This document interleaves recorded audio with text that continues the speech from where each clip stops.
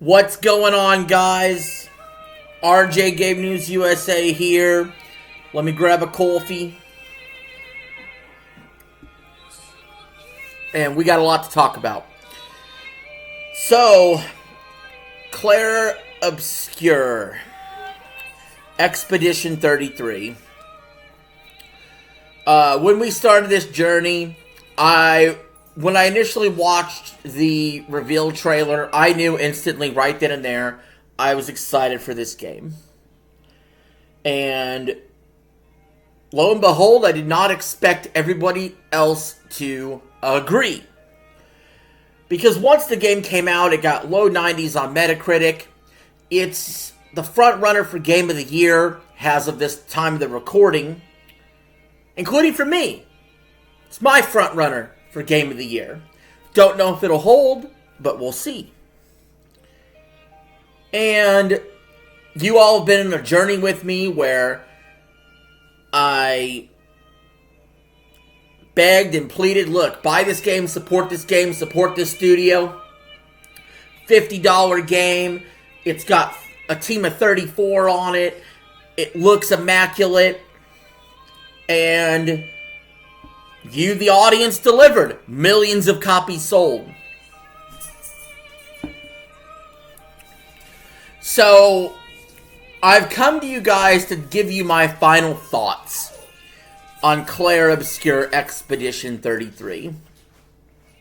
For those of you that don't follow my live streams, please subscribe and go ahead and start following if you'd like. But we've been playing a lot of this game this week on the PS5, and I could honestly say this game is amazing. Unfortunately, the playthrough has ended, so I figured it's time for me to give my final thoughts. I will explain why the playthrough ended towards the end of the video. I will give my very few negatives about this game towards the end of the video, but until then, I have a lot of positives to talk about. Including, first and foremost, you hear it in the background, the music for this game is top-notch. It's some of the best soundtracks I've ever heard in a video game, and that's saying something. It is as epic as any Xenoblade game with the music, or Legend of Zelda game with the music, or any of the greatest titles you could think of that had a tremendous score. The music was fabulous. When we talk about the gameplay is so terrific. The battle system is awesome. It makes so much sense. And there's so many different ways you can attack a problem. There's many different strategies and builds you can attempt to do. And I really appreciate that in a game where they don't make you feel like you're an idiot. You feel like they're just giving you the keys to the kingdom and letting you figure it out. You could skip tutorials. I love the fact you could skip tutorials. You all know I can't stand tutorials. I want to just learn while playing the game. You guys know by now, if you've watched the channel long enough, that I think the greatest idea for a tutorial is just play the fucking game. Super Mario Bros. World 1-1 is the greatest tutorial ever. You find out, oh, I ran into a Goomba, I died. Oh, I hit this block, I go big, and now I can get hit twice. The game should be your tutorial. So it does offer tutorials, but you can also skip tutorials, which is nice. Some games do not even let you have the option to skip. I gotta say, this game is extremely rewarding and challenging. When you defeat a big boss, it feels really fucking good. The gear, the loot you get, the way you can upgrade weapons, the pictos, the skills you have. It's not a super overly complicated system. I got it down pretty quickly when it came to that stuff. Now, obviously the elephant in the room is here, it's a turn-based battle system. And a lot of AAA games nowadays shy away from turn-based battle systems. People were wanting Final Fantasy to go back to it for years. They couldn't even really do that with even some of their most popular titles. They're just too scared to do so. This game didn't give a shit. It's like, we're doing turn-based battle and you're going to love it. And the way they did it, with the action commands, it's the best turn-based battle system I've seen since Paper Mario: The Thousand Year Door. I actually think the battle system's better, because it's deeper and there's a lot more dodging and more action commands you do within the turn-based elements themselves. Let's talk story. The story is fucking great. It's gripping. It's cinematic. It's not what you'd expect from a low-budget title. And I don't want to give out any story spoilers, though. But it is an incredible story. Let's talk about the graphics. This game looks tremendous. You could have had me fooled that this was a big 150 gig brand new Assassin's Creed or some big open world, fucking immaculate graphic looking thing. Well, like I said, this game was made by 34 people in a relatively short amount of time on a relatively modest budget. They're selling you for $50. The fact that they could do this is incredible and should be commended in the gaming industry, even if you didn't like the game. So it looks great, sounds great, plays great. It is great. It's great. It's terrific. Now I gotta discuss my personal playthrough. And I will go ahead and say that, for the most part, I had an extremely positive experience. Seeing the story, defeating enemies, having long, engaging battles that felt rewarding once you completed it. Dying wasn't too much of a penalty. A flag was usually nearby. So the characters were likable, and you actually cared about what they were thinking, what they were doing in the story itself. And you actually wanted to see the conclusion. And I did go see the conclusion, because I did not finish this game, and we're going to talk about that here in a minute. I looked at the story spoilers. I won't say them here. It's a great story. But I do want to talk about a little bit of the negatives, guys. And a little bit of the reason why I stopped playing. And, I understand people in the chat might say, hey, yo, skill issue.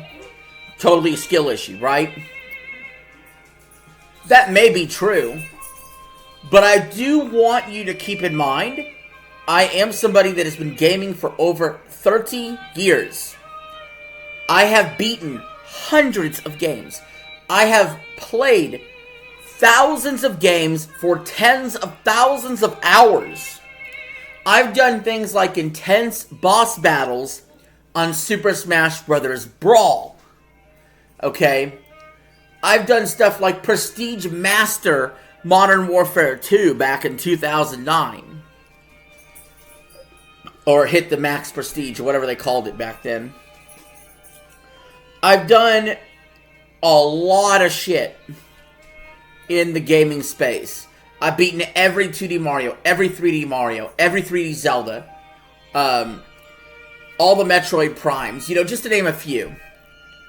So, I don't think my gaming acumen is so weak that I could not complete this game. That being said, I did stop. The game did make me quit. Now, that being said, it's still a 9 out of 10. Don't get me wrong. This game is about almost better than Astrobot, which was my 2024 Game of the Year. It's my current frontrunner for Game of the Year 2025. I played it longer. I played it 11 hours. I played it longer than Bayonetta 2. Bayonetta 2, I played 7 hours. And I gave that a 10 out of 10 because it's simply the best action game I've ever played. I played it longer than Azura's Wrath, another game that I would give like a 10 out of 10 to, and it's another action game that's like 6 hours long that I beat. So, you know, Call of Duty Black Ops 1, any of the Call of Duty campaigns that I played and enjoyed are shorter than this game before I quit it. So I feel like I got my money's worth. Speaking of which, if you do have Game Pass, Xbox had this on Game Pass as well. But I say all this to talk about why I ended up quitting. I had some minor frustrations throughout my playthrough in the live streams. Mostly because of a lack of a HUD. I'm more of a type that enjoys having HUD. I know a lot of people are against having a lot of HUD on the screen.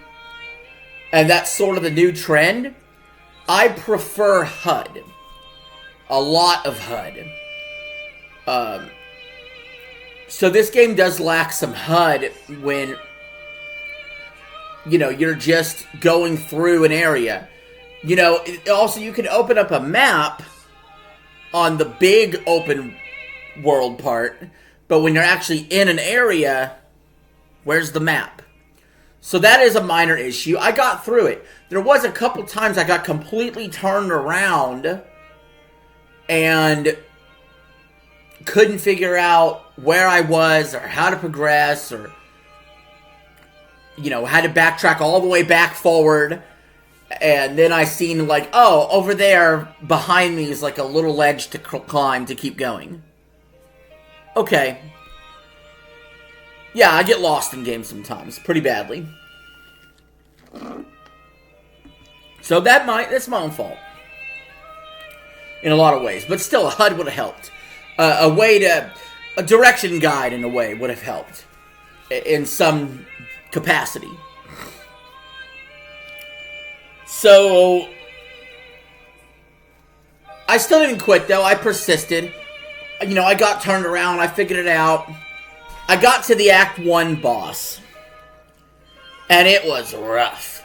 I died once. I died twice. I only died 6 or 7 times throughout all my playthroughs of the 11 hours.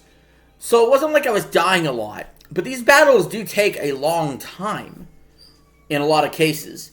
But the Act 1 boss had a move that pretty much one hit killed you if it hits you.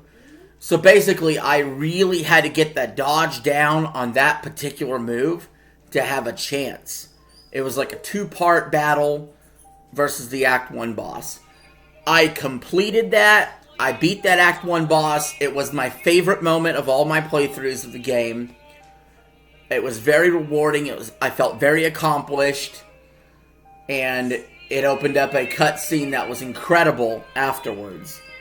It was a crazy story going on.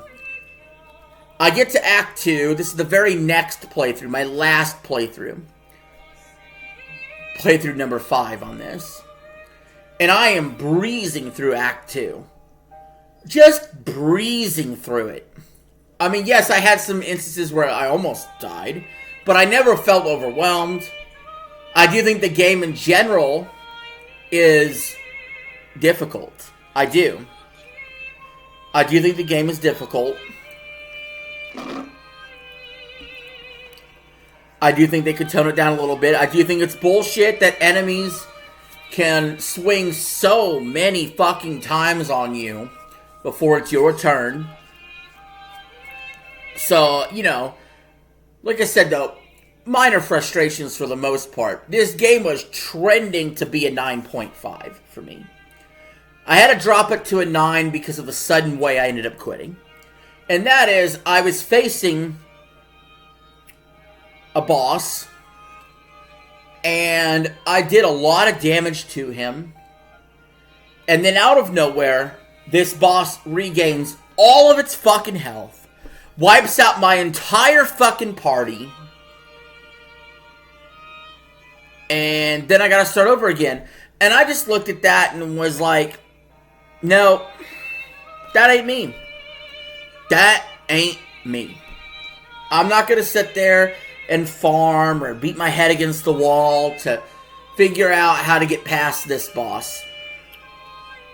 Only died once from him. But based on what I've seen, I saw no viable path forward for me to want to continue. So for that reason, I had to drop it to a 9.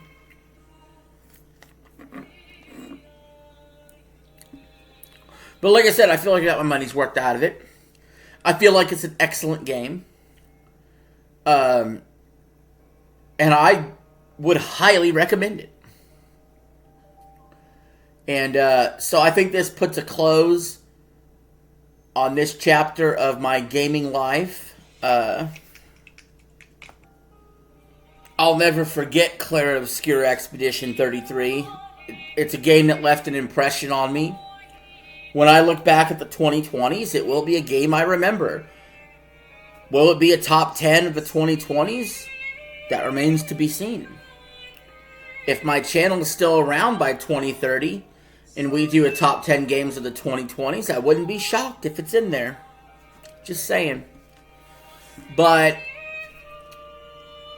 there's a lot of other games to play, and a lot of other playthroughs I plan on doing on my live streams. So again, if you want to see me play some games, subscribe, watch the live streams. It's a lot of fun. It's a chance to interact with me. And I hope you all consider doing that. Don't take my negative comments about the game to heart. It's an excellent game. You're probably even a better gamer than me, so you could probably get through some of those hassles and get through that boss I was facing and have a good time. And even if you don't, you get this on Game Pass, you make it as far as I did, it would be 11 hours of greatness. I had no problem dropping the 50 on the PlayStation version to support the devs, because we need more games like this in the industry. I am almost as excited and happy for what this game does for the industry and how it bucks the current trends of game prices raising. I'm almost more excited for that than I am even the game itself. Because those studios with 500 people that they end up laying off half of them after a game's complete and charging $70, now $80 for a game, that model could go fuck itself. I like the Expedition model, and I hope it becomes more of the standard. Going forward, the new Mafia game is $50. Oblivion was $50. So hopefully we get a lot more games that might come in at that $50 price point. I don't think Kingdom Come Deliverance was a full price game either. So, you know, the gaming industry's changing. It's going through a lot of ups and downs. But one thing that doesn't change is there will always be good games. There will always be games worth to play. There will always be games that you did not expect to come check out. And when you check them out, you could be pleasantly surprised. Or you could be like me and see a total winner right from the jump, call it, and then it not only matches your expectation, it exceeds your expectations. And that's what this game did. Honestly, Clair Obscur Expedition 33 deserves a standing ovation for what a team of 34 people accomplished. And I couldn't recommend the game any higher than I do. Now, with that being said, guys, that would be the end of the video. So, thank you all for watching. Whether you're watching this later on or you're watching this in the premiere and actually in the chat, I appreciate every like, every comment. I even appreciate every downvote, every troll, every share. You've made it all wonderful to cover the gaming industry on this channel, and I appreciate it. Salute, my unit. I'm out. Have a good one.